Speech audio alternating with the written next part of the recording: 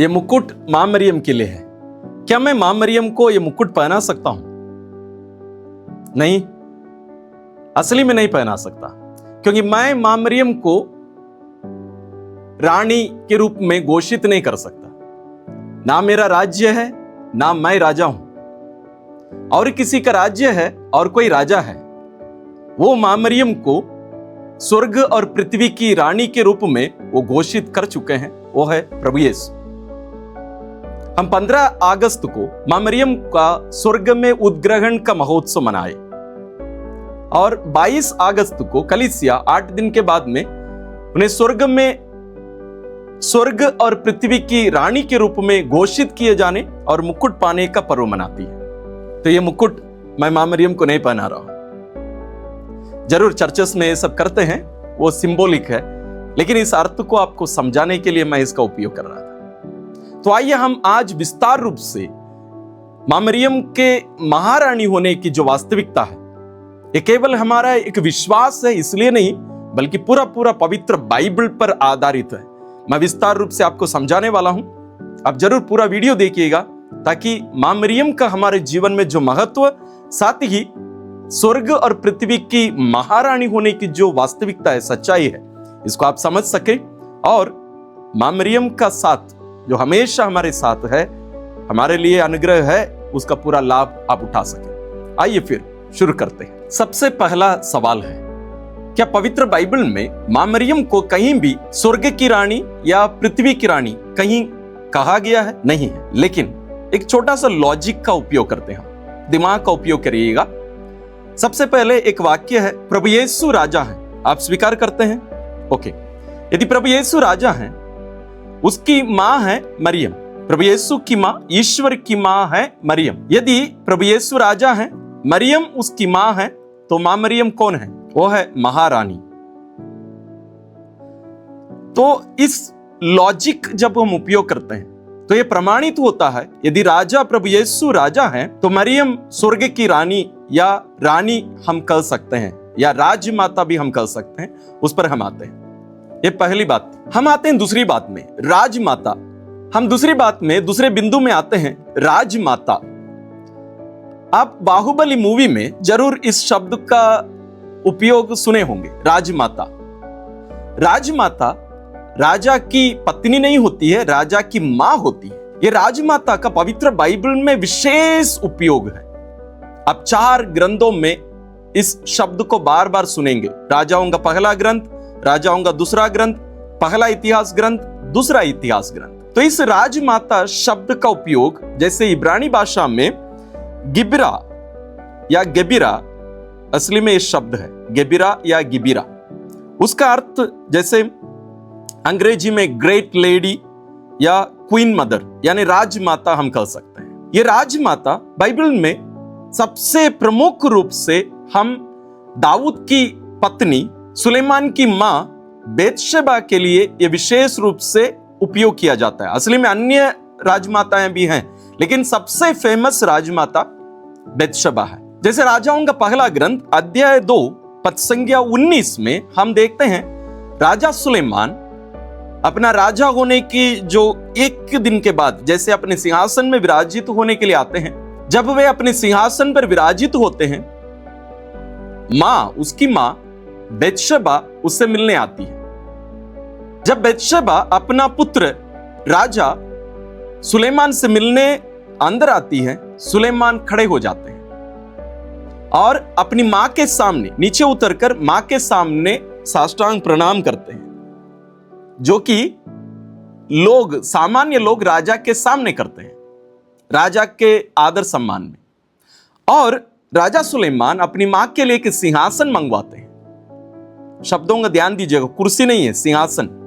और उसको अपने दाहिने रखवाते हैं और अपनी मां से अनुरोध करते हैं कि मां आकर अपने आसन में विराजो। तो बेतशेबा यानी राजमाता अब सुलेमान के दाहिने विराजमान है। दाहिने विराजित होने का अर्थ बहुत विशेष है। उसका अर्थ है जिनके दाहिने वो विराजमान है, उनके अधिकार में वो सहभागी है। इनसे अलग उनका कोई अधिकार नहीं है, लेकिन इनसे संबंधित उनका एक विशेष अधिकार है। सबसे पहले वो अधिकार उनके सिर में मुकुट के रूप में रहता है, क्रीट या मुकुट या क्राउन सबसे पहले। दूसरा, उनके दाहिने होने का, जैसे अभी मैं जैसे बताया। तीसरा, ये मध्यस्थता करती है। हम जैसे सुलेमान राजा बनते हैं, या अध्याय 2 में ही, राजाओं का पहला ग्रंथ अध्याय 2 में ही हम देखते हैं जैसे वो राजा बन जाते हैं। इनका बड़े भैया, जैसे आप जानते हैं राजा दाऊद की और भी पत्नियां थी, तो उम्र में सुलेमान से बड़े वो जाकर इनकी मां बत्शबा से मिलते हैं और उनसे अनुरोध करते हैं, अपने पुत्र सुलेमान से कहिए कि वो मुझे क्षमा करे।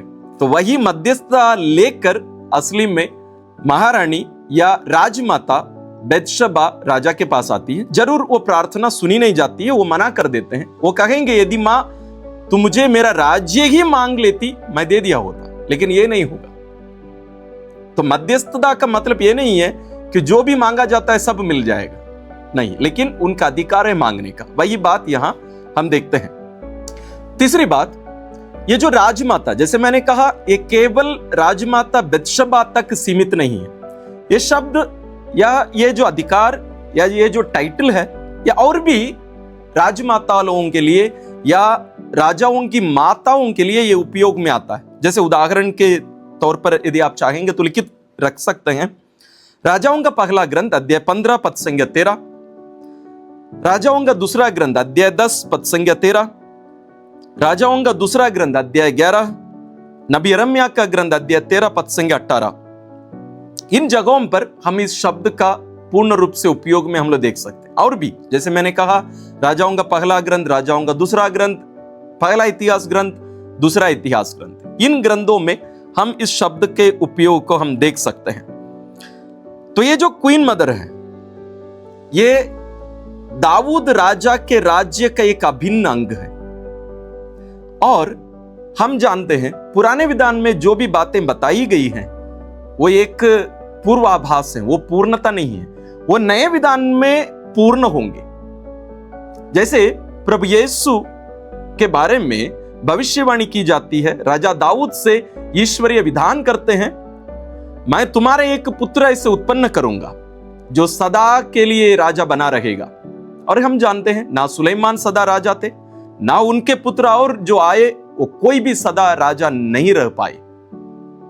और जब स्वर्गदूत गब्रिएल मरियम को संदेश देने आते हैं, इस वचन को वे कहते हैं, उसके बारे में हम लोग बाद में चर्चा करेंगे, लेकिन इस बात को थोड़ा सा ध्यान में रखिएगा। इस संदर्भ में एक सवाल आता है, मां मरियम किस रीति से रानी है या राजमाता है? हम जैसे थोड़ी देर पहले देखे, बत्शबा और अन्य राजमाताएं वे राजमहल में रहती थी और उनका विशेष अधिकार वहां होता था।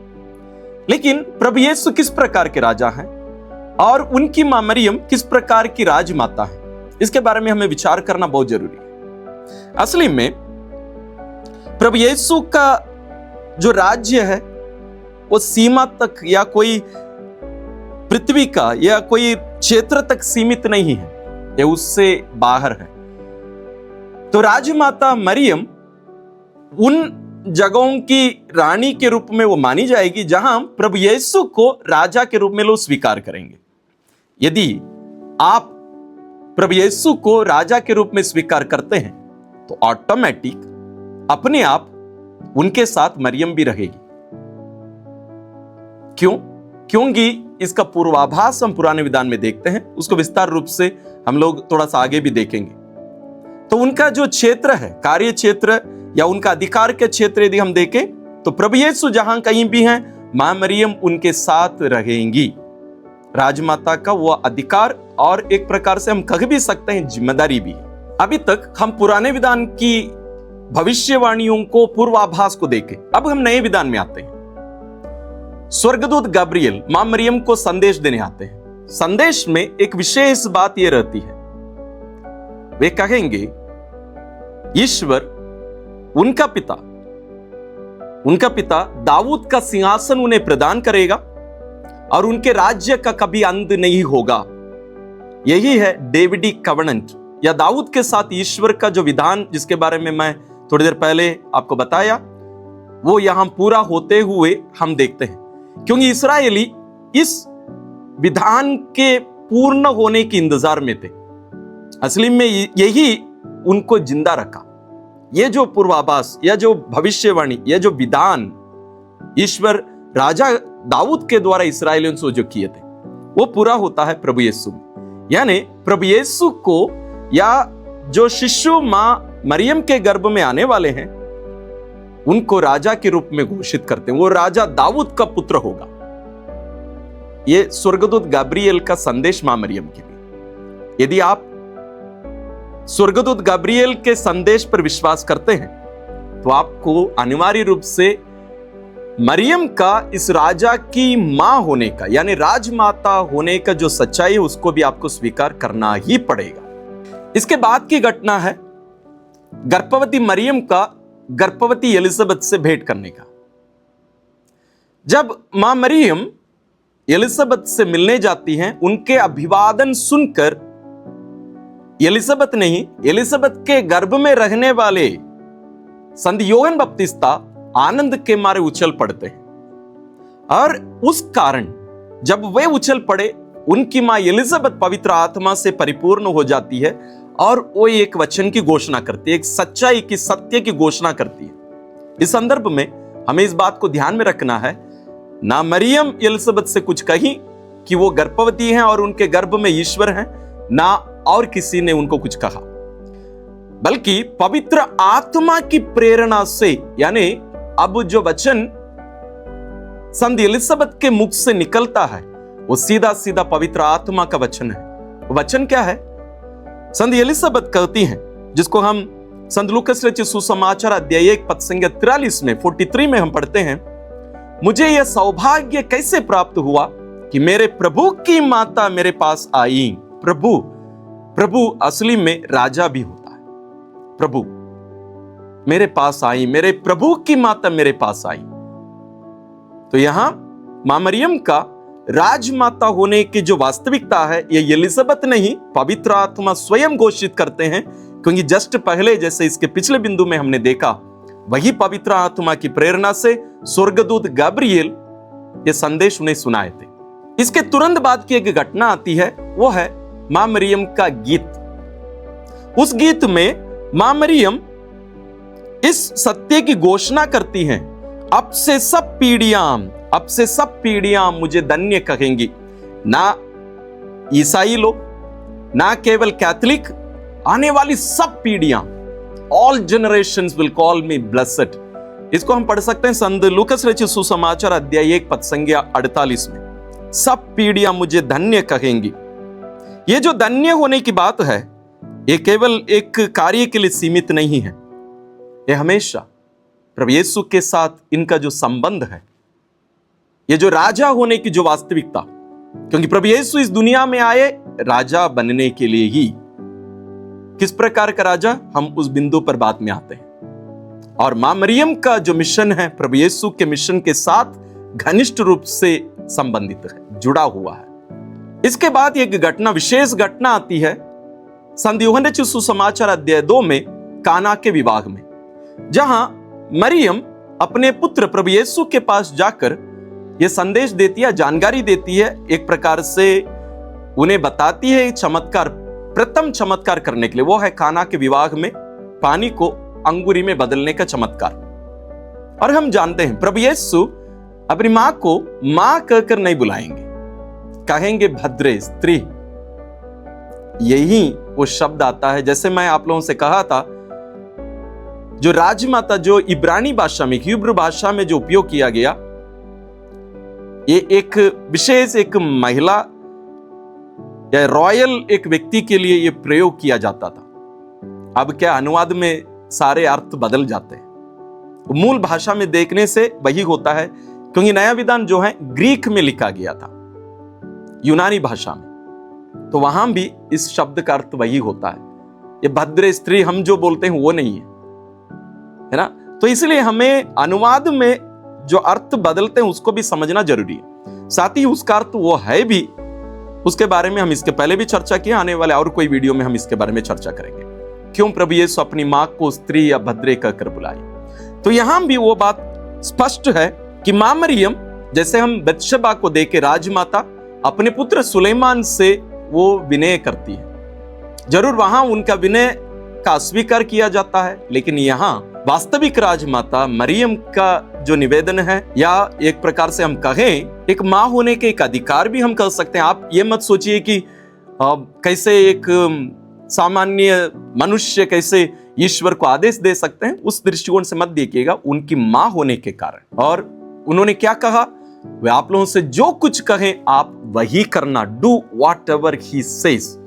आज भी मां मरियम हम सबसे वही कहती है। तो पहला चमत्कार प्रभु यीशु मां मरियम के मध्यस्थता के कारण द्वारा करते हैं। इसके बाद की एक घटना, क्रूस पर प्रभु यीशु की मृत्यु मरण, उसको हम बाद में लेके आते हैं क्योंकि वो हमारे अंतिम संदेश से जुड़ा है।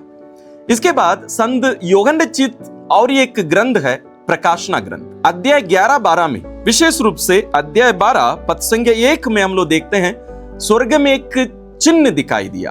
वो चिन्ह क्या था? एक महिला गर्भवती है, उसके सिर पर मुकुट है, 12 नक्षत्रों का मुकुट, और चंद्रमा उनके पैर के नीचे। अब मां मरियम की प्रतिमाओं को, मूर्तियों को इस प्रकार देखे होंगे। जरूर इसको हम कलीसिया के रूप में भी ले सकते हैं, लेकिन विशेष रूप से मां मरियम के लिए भी है। क्यों? क्योंकि वो गर्भवती है और एक पुत्र को प्रसव करने वाली है। और जैसे अध्याय 12 प्रकाशना ग्रंथ 12-17 में हम लोग पढ़ते हैं, ये पहला पुत्र है, इसको बचा दिया गया, लेकिन इसके अन्य शेष संतानों से लड़ने के लिए शैतान उनके पीछे पड़ा है, हम सबसे लड़ने के लिए, है ना। उसके बारे में हम इसके पहले भी चर्चा किए और आने वाले दिनों में भी हम देख लेंगे। लेकिन यहां उस मुकुट को, 12 नक्षत्रों का मुकुट के साथ एक गर्भवती महिला को देखते हैं, वो है ये मां मरियम। स्वर्गदूत गब्रियल के संदेश को इस घटना के साथ जोड़कर देखिए, आप इसको बेहतर समझेंगे।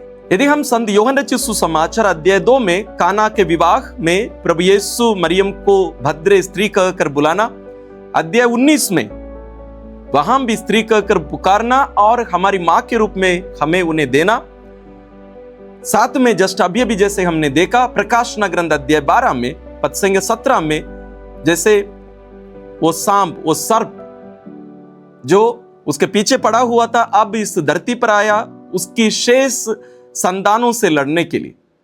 यदि इनको हम ऐसे ही छोड़ दें तो आप और मैं इस रहस्य को कभी समझ नहीं पाएंगे।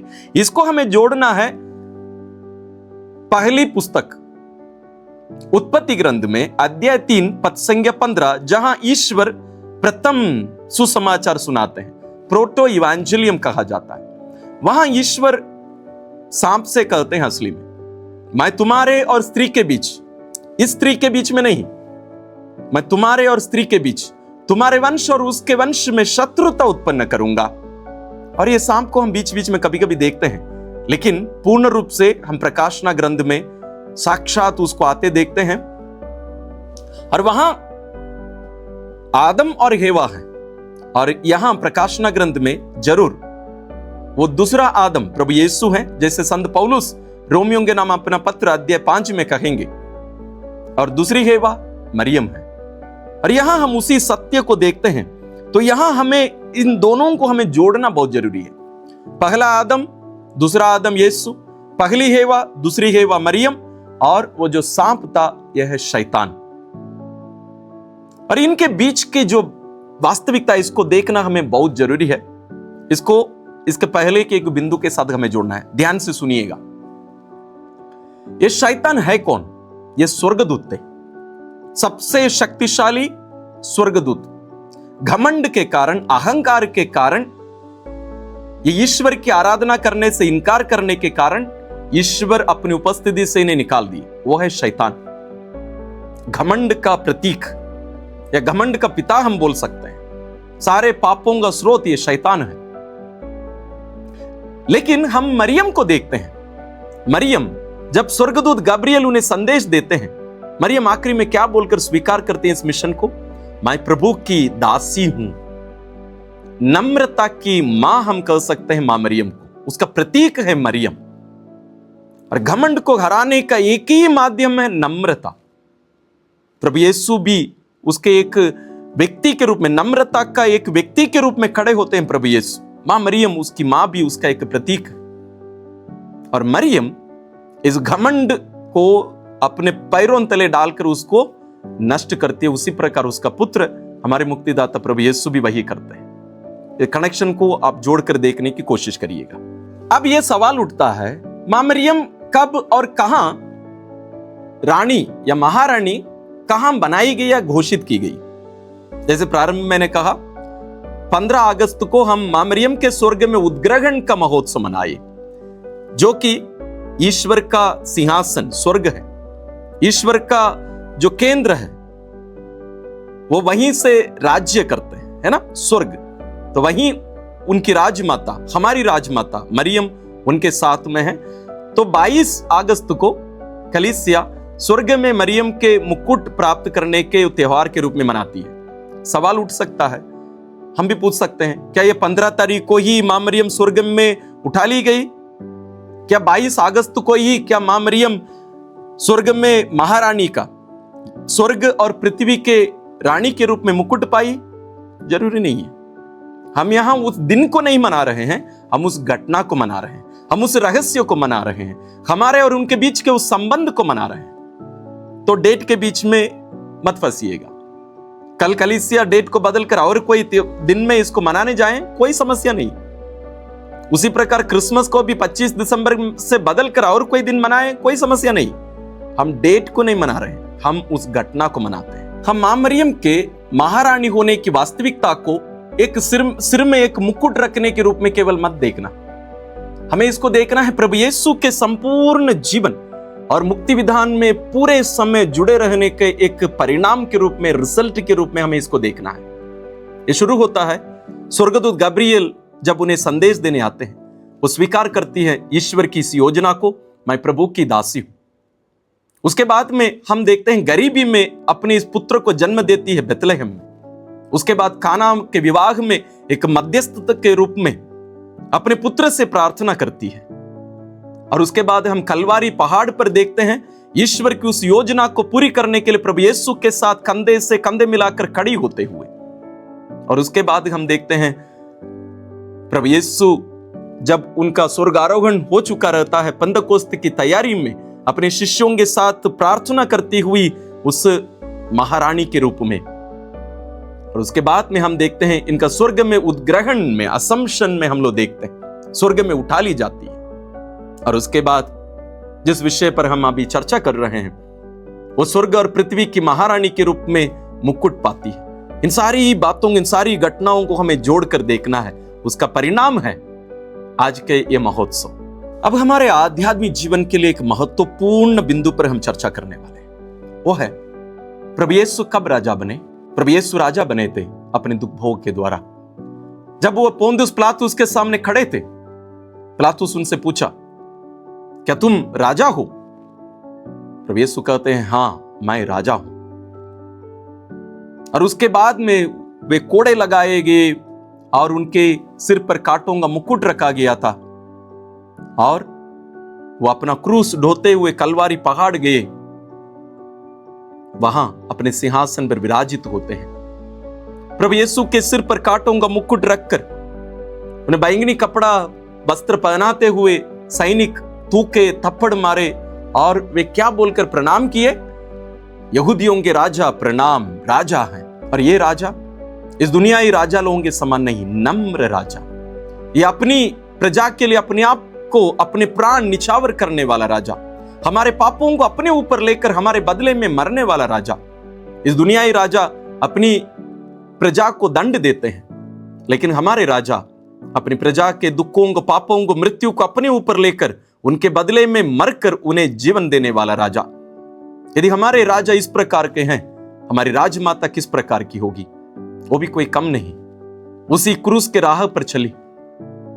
उस पहले क्षण जब ईश्वर का पुत्र उनके गर्भ में आया, उस क्षण से लेकर क्रूस पर उनकी मृत्यु तक हर पल उनके साथ चली, कंधे पर कंधे मिलाकर उनके कदमों पर चलते हुए आखिरी क्षण तक उनके साथ खड़ी रही। यदि प्रभु यीशु अपने सिर पर कांटों का मुकुट प्राप्त करके अपने सिंहासन, प्रभु यीशु का क्रूस है वो सिंहासन, उस सिंहासन पर वो मरे अपने सिर पर कांटों के मुकुट को धारण करते हुए, उनके दाहिने खड़ी थी। यही है वो सिंहासन, उस सिंहासन के दाहिने खड़ी थी मां मरियम, और ये क्या मुकुट दिया गया? जब प्रभु यीशु मंदिर में अर्पित किए गए उस दिन ये भविष्यवाणी की गई, एक तलवार आपके हृदय को आर पार भेदेगी। मां मरियम के लिए मुकुट एक सोने का मुकुट नहीं, ये तलवार। उनके पुत्र को जो मृत्यु प्राप्त हुई, जो अपने आप को बलि चढ़ाए, अपने पुत्र के साथ स्वयं भी अपने आप को बलि चढ़ा रही थी मां मरियम। ये वो सिंहासन जिस पर प्रभु यीशु विराजमान है, उनके दाहिने खड़ी है हमारी मां मरियम। ये सेवा के लिए, शासन करने के लिए नहीं। ये राज्य प्रभु यीशु का राज्य दूसरों को नीचे दिखाने वाला राज्य नहीं। जैसे अपने शिष्यों से वे कहे थे, मैं सेवा कराने नहीं, सेवा करने आया हूं। तुम भी सेवक बनो। जैसे मैंने तुम्हारे पैर धोए हैं, वैसे तुम्हें भी एक दूसरे के पैर धोने हैं। क्या हम मां मरियम को अपनी महारानी स्वीकार करते हैं? क्या प्रभु यीशु को हम हमारे राजा स्वीकार करते हैं? हमें प्रभु यीशु प्रार्थना करने सिखाए, प्रभु की विनती। उस प्रार्थना में हर बार हम पिता से प्रार्थना करते हैं, पिता तेरा राज्य आए, तेरा राज्य आए। लेकिन उनका राज्य कहां आएगा? हमारे दिलों में राज्य करने के लिए प्रभु यीशु और मां मरियम आना चाहते हैं। क्या हमारे परिवारों में, हमारे जीवन में, हमारे हृदय में, हमारी पल्लियों में, हमारे समाज में, क्या प्रभु यीशु के राज्य के लिए कोई जगह है? उसके लिए एक ही माध्यम है, क्रूस का रास्ता, और मनोभाव है नम्रता। और उसके लिए हमें हमारी मां के पदचिन्हों पर उनके साथ चलना होगा। इसलिए क्रूस पर मरते समय हमारे राजा अधिराज प्रभु यीशु हमें अपनी मां के हाथों में देते हुए कहे, भद्रे। अगेन राजमाता है उस शब्द का अर्थ। ये भद्रे, ये आपका पुत्र है, ये आपकी पुत्री है। और हमसे कहे, ये तुम्हारी मां है। हम हमारी इस मां को, हमारी इस महारानी को, हमारी इस राजमाता को अपने परिवारों में, अपने जीवन में ले चले, और उस ईश्वरीय राज्य के योग्य जीवन बिताते हुए एक दिन पूर्ण रूप से उस स्वर्ग के ईश्वरीय राज्य के हम भी अंग बने। वही कृपा हम हमारी मां के द्वारा मांगे। ईश्वर आप सबको मां मरियम के द्वारा, हमारी महारानी के द्वारा, हमारी राजमाता के द्वारा आशीषित करें। क्रिस्तीय विश्वास से संबंधित जैसे मां मरियम के बारे में हम जाने, इसी प्रकार मां मरियम, पवित्र यूकरिस्त और क्रिस्तीय विश्वास से संबंधित बहुत सारे वीडियोस हमारे चैनल में। और यदि आपके और भी सवाल हैं इस वीडियो से और हमारे क्रिस्तीय विश्वास से संबंधित, जरूर आप हमसे पूछिए, हम आपको जवाब देंगे। क्योंकि हम चाहते हैं कि आप क्रिस्तीय विश्वास को जानें और उस विश्वास में आगे बढ़ें। और हमारे चैनल के अन्य वीडियोस को जानने के लिए इस चैनल के नीचे जाइएगा, इस वीडियो के डिस्क्रिप्शन में भी मिलेगा, और हमारे चैनल का नाम ग्रेटर ग्लोरी ऑफ गॉड, उसको आप क्लिक करेंगे, उसके अंदर प्लेलिस्ट मिलेंगे। उसके अंदर आप जाएंगे तो आपको बहुत सारे वीडियोस मिलेंगे। जैसे एक एक प्लेलिस्ट, जैसे मां मरियम के बारे में, पवित्र यूकरिस्त के बारे में, पवित्र बाइबल के बारे में, मृत्यु के बारे में, जो भी आपको चाहिए, ये सब अलग अलग कैटेगरी में उसका बांट के रखा हुआ है। उन सबको देखिए, पूरा लाभ उठाइए। हम आपके क्वेश्चन का इंतजार करेंगे। धन्यवाद।